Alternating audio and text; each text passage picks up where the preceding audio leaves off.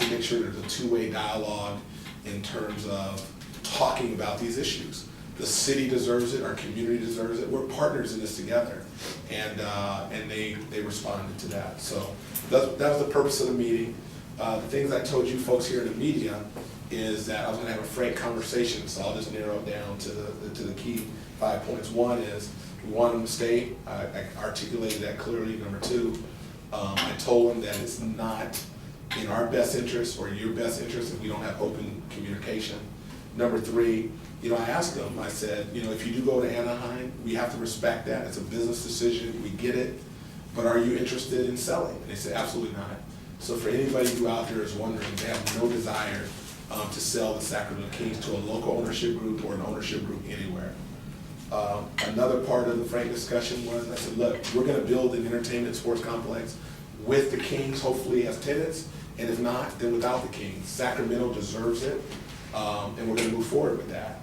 And I asked them, would they be willing to contribute or share the documents, the financial documents, to the Icon Taylor Group? And they said, look, we wanna cooperate, we wanna be as helpful as we can, but they did not feel comfortable sharing the financial documents at this time. I have to respect that at this point. And then, as I told you, we're gonna build a new entertainment sports complex, whether they're here or not. So, in essence, that was the frank conversation. That's the quick update. One last thing, I talked to Commissioner Stern yesterday as well, and we had a very honest, discussion, far-reaching, many topics that we talked about.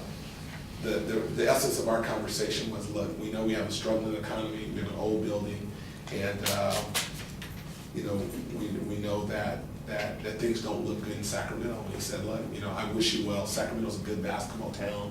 It has been.